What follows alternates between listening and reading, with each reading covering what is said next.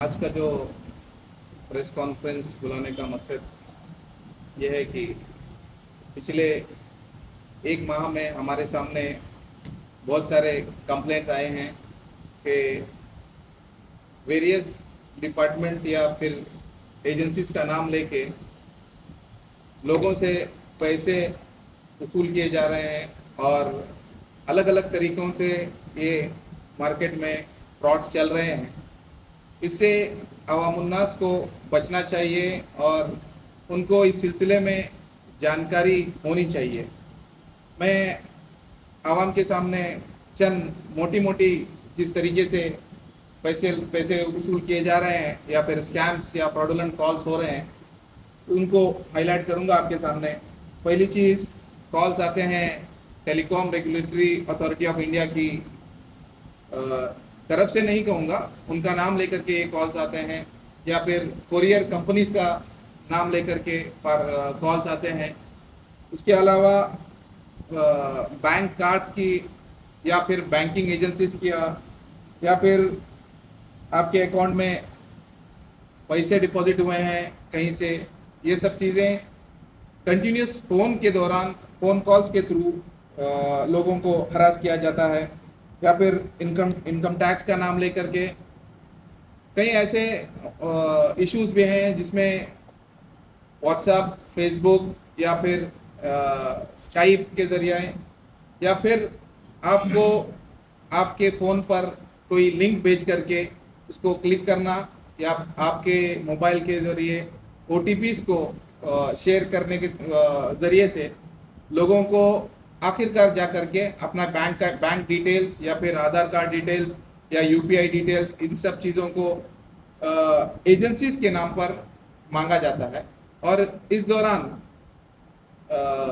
पूरे कर्नाटक में करोड़ों रुपए का घपला सामने आया है और डिपार्टमेंट की तरफ से भी टाइम एंड अगेन इन सब चीज़ों को हाईलाइट किया जाता है। लेकिन अवामुन्नास के सामने इन सब चीज़ों को पहुंचाने में हमारी ये सोच है कि इस प्लेटफॉर्म के ज़रिए भी अवामुन्नास को इन्फॉर्म किया जाए या उन तक इन बातों को पहुंचाया जाए। पहली चीज़, किसी भी एजेंसीज, चाहे वो CBI हो, ED हो या फिर कस्टम्स हो, इनकम टैक्स हो, DRI हो या पुलिस हो, इन सब इंस्टीट्यूशंस जो एजेंसीज हैं उनका एक अपना प्रोसीजर है। किसी भी चीज़ों को सामने लाने के लिए ये लोग फ़ोन कॉल्स पर किसी को इन्फॉर्म नहीं करते या फिर फ़ोन कॉल के ज़रिए अरेस्ट नहीं करते या फिर दूसरी किसी भी क्रिमिनल प्रोसीडिंग इंस्टिगेट करने के लिए इन सब चीज़ों का इस्तेमाल नहीं होता है। ये पहली बात जाननी ज़रूरी है। और ख़ास करके व्हाट्सएप, फेसबुक, स्काइप या फिर इंटरनेट के जो भी माध्यम हैं या फिर नेटवर्क्स हैं उन पर क्रिमिनल प्रोसीडिंग्स का इनिशिएट नहीं होता है। ये बात जानना बहुत ज़रूरी है। उनका क्रिमिनल प्रोसीडिंग इनिशिएट करने के लिए CRPC में अपना ही एक तरीक़ेकार है और उसमें नोटिस सर्व किया जाता है या फिर उसमें किसी तरह से फ़ोन पर किसी तरह से डिटेल नहीं मांगा जाता। ये पहली बात।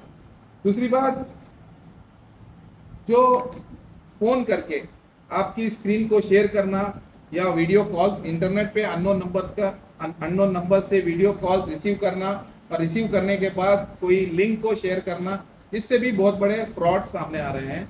और फ्रॉड्स इस तरह के रहते हैं कि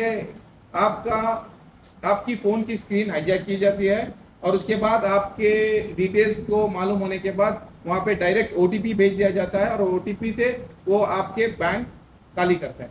ये सब चीज़ें भी हैं। और दूसरी बात, जो वीडियो कॉल्स करते हैं आगे से ऑलरेडी नंगी औरतें उस पर रहती हैं और जब आप फ़ोन रिसीव करते हैं तो आपका भी फ़ोटो वहाँ पे हो जाता है, वो वीडियो भी सेव किया जाता है और स्क्रीनशॉट करके ब्लैकमेलिंग का प्रोसीजर भी चालू होता है।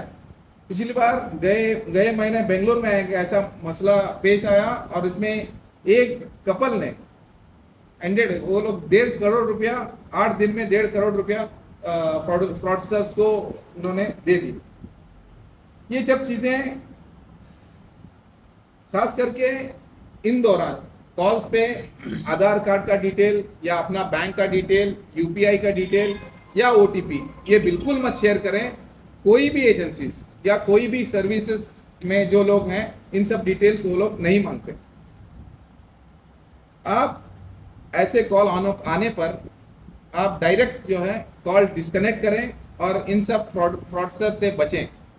और अगर आप इनका शिकार हुए हैं, अगर कई बार हमारे सामने केसेस हैं जहाँ पे लोग इनका शिकार हुए हैं और ये लोग अपनी जो रिस्पेक्ट को बनाए रखने के लिए इसको कंप्लेंट लॉन्च नहीं करते हैं और जो फ्रॉडस्टर्स हैं फ्रॉड्स करते हैं उनका शिकार बनते ही जाते हैं।